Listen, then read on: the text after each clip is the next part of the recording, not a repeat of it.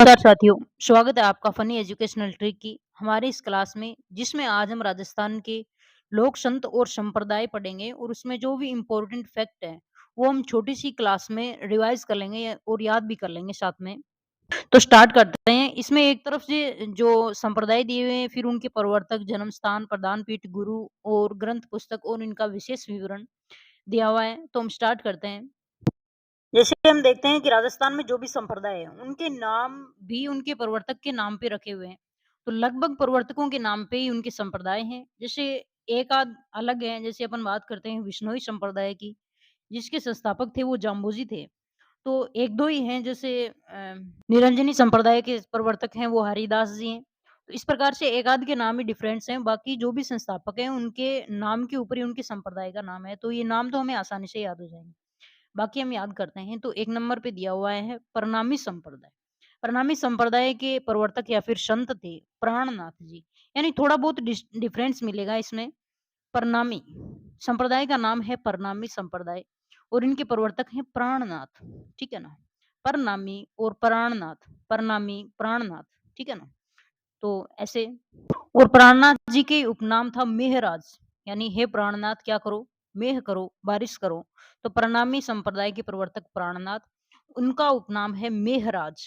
क्या राज? मेहराज, यानी बारिश राज तो कह नहीं सकते, मेहराज। ठीक है ना? तो ऐसे याद करेंगे। अब इन प्राणनाथ जी का जन्म हुआ था जामनगर गुजरात में। ठीक है ना?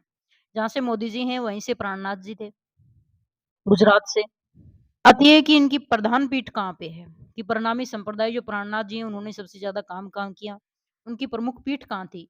तो प्राणनाथ जी की पीठ थी पन्ना में और पन्ना पड़ता है एमपी, मध्य प्रदेश। यानी प्रणामी संप्रदाय, प्राणनाथ और पन्ना, ठीक है ना? यानी पै से प्रणामी, पै से प्राणनाथ और पै से पन्ना, ठीक है ना? तो इसमें तो प्रणामी में तो पै याद कर लो आप तो। प्राणनाथ जी जामनगर गुजरात में इनका जन्म हुआ और पन्ना एमपी में इनकी प्रधान पीठ है। इनके गुरु का नाम था निजानंद, ठीक है ना? निजानंद, यानी प्राणनाथ जी, यानी जो प्राणनाथ हो गया वो क्या होता है? निज नहीं होता है क्या? अपना नहीं होता है क्या? तो इनके गुरु का नाम भी क्या था? निजानंद था। निजानंद यानी एकदम निजी थे, ठीक है ना? इन्होंने पुस्तक लिखी थी कुजलम स्वरूप और तारतम सागर। कुजलम स्वरूप और तारतम सागर, यानी प्राणनाथ के स्वरूप कैसा, प्राणनाथ का स्वरूप कैसा था? सागर जैसा, ठीक है ना? तो कुजलम स्वरूप और तारतम सागर ग्रंथ हैं वो प्राणनाथ जी के हैं। विशेष विवरण में अपन देखें कि बुंदेलखंड के राजा थे छत्रसाल, इनके परम भगत थे। यही बात आती है विशेष में इनकी। तो ये तो हो गया प्रणामी संप्रदाय। दूसरा आता है लालदासी संप्रदाय। जैसे इनका नाम है लालदासी संप्रदाय, वैसे इसके प्रवर्तक लालदास जी। इनका जन्म हुआ था धौलीदूब में, यानी नाम इनका लाल और जन्म हुआ था इनका धौलीदूब में, ठीक है ना? व्हाइट को क्या कहते हैं? सफेद को भी धौली भी कहते हैं, ठीक है ना? तो अपने मारवाड़ी में तो लालदास जी का जन्म हुआ धौलीदूब में और वो पड़ती है अलवर में। नगला जहाज भरतपुर में इनकी प्रधान पीठ है।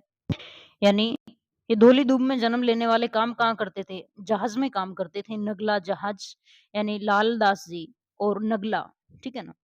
और इनके गुरु का नाम था गदन चिश्ती और इस संप्रदाय के साधु हैं वो श्रम कमाकर खाते हैं, यानी लालदासी लोग हैं वो काम करते हैं अपने आप में।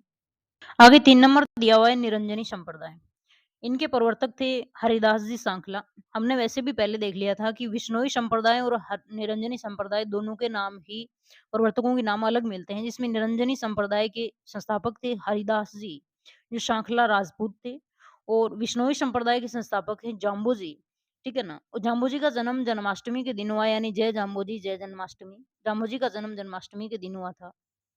तो निरंजनी संप्रदाय की स्थापना की हरिदास जी ने और इनका जन्म हुआ था कापड़ोद डीडवाना में। कापड़ोद में इनका जन्म हुआ था हरिदास जी का। यानी वो ऊपर वाले क्या थे? लालदास जी, और ये क्या थे? हरिदास, यानी हरिदास हम याद कर लेंगे उनको, ठीक है ना? और इनकी प्रधान पीठ आती है गाढ़ा डीडवाना में, यानी कैसा हरा? एकदम गाढ़ा हरा, ठीक है ना? तो हरिदास जी ने प्रधान पीठ कहाँ स्थापित की अपनी? गाढ़ा डीडवाना में। यानी लाल को हमने किस में मिलाया? नगला में, यानी लास्ट, पहला फर्स्ट ला इसका ले लिया और इसका क्या है? लास्ट वाला ला। तो इनकी लालदासी संप्रदाय, इनकी पीठ तो है नगला छाछ में, ठीक है ना? और ये जो है हरिदास जी, इनको हमने याद किया हरे रंग से, ठीक है ना? तो हरे रंग कितना हरा रंग की एकदम गाढ़ा हरा रंग, तो इनकी प्रधान पीठ है वो गाढ़ा में है। और इनकी प्रमुख पुस्तकें आती है मंत्र राज प्रकाश, हरिपुरुष की वाणी, ठीक है ना? हरिदास, हरिदास ने अपने नाम से लिखी हरिपुरुष, ठीक है ना? यानी नाम भी हरा और पुस्तक भी क्या लिखी? हरिपुरुष यानी हरा पुरुष, ऐसे याद कर लेंगे अपन। और मंत्र राज प्रकाश, हरिदास जी को कलयुग का वाल्मीकि कहते हैं, ठीक है ना? हरिदास जी की कितनी बड़ी बात है कि इसको कलयुग का वाल्मीकि कहते हैं। बताओ हरिदास जी की तुलना किससे की गई है? वाल्मीकि जी से की गई है और वो भी कलयुग की। ठीक है। बाद में आते हैं विश्नोई संप्रदाय, जो इम्पोर्टेंट संप्रदाय है, हमारे क्वेश्चन ज़्यादा पुट अप होते हैं इससे। तो जाम्बोजी ने स्थापना की थी और इनका मूल नाम आता है धनराज। पीपासर नागौर में इनका जन्म हुआ। पीपासर नागौर में जाम्बोजी का जन्म हुआ। इनकी प्रमुख पीठ आती है मुकाम तालवा, यानी जाम्बोजी ने अपना मुकाम हासिल किया। मुकाम तालवा जो बीकानेर में पड़ता है, वहाँ पे जाम्बोजी ने अपना मुकाम हासिल किया।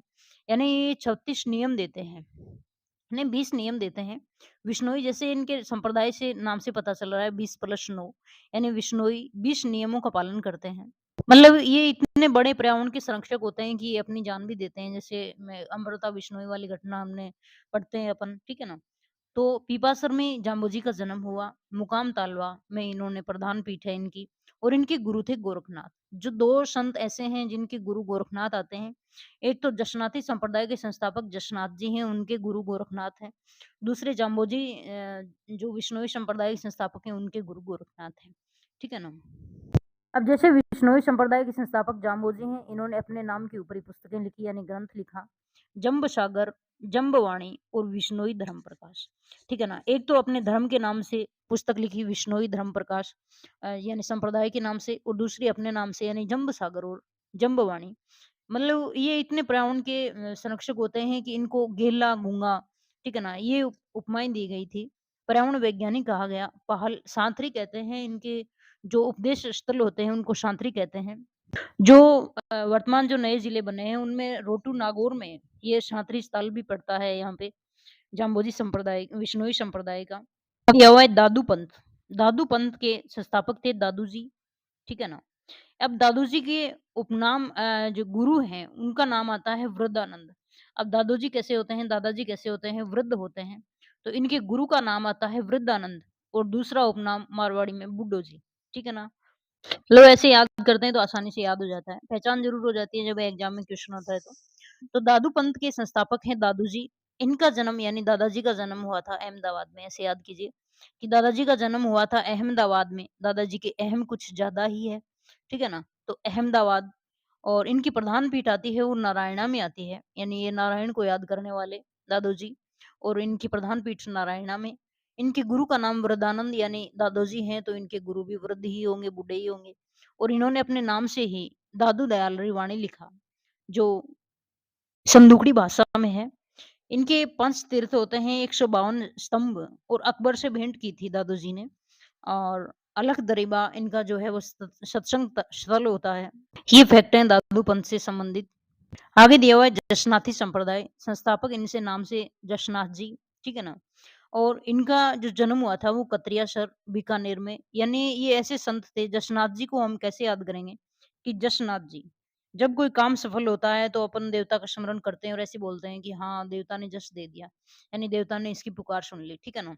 तो ऐसे संत मान लीजिए आप जशनाथ जी, जश निकाल लीजिए इनसे। यानी ऐसे देवता जिनका जन्म हुआ था कतरियासर, यानी ये जस देने से कतराते नहीं थे। कतरियासर पड़ता है बीकानेर में।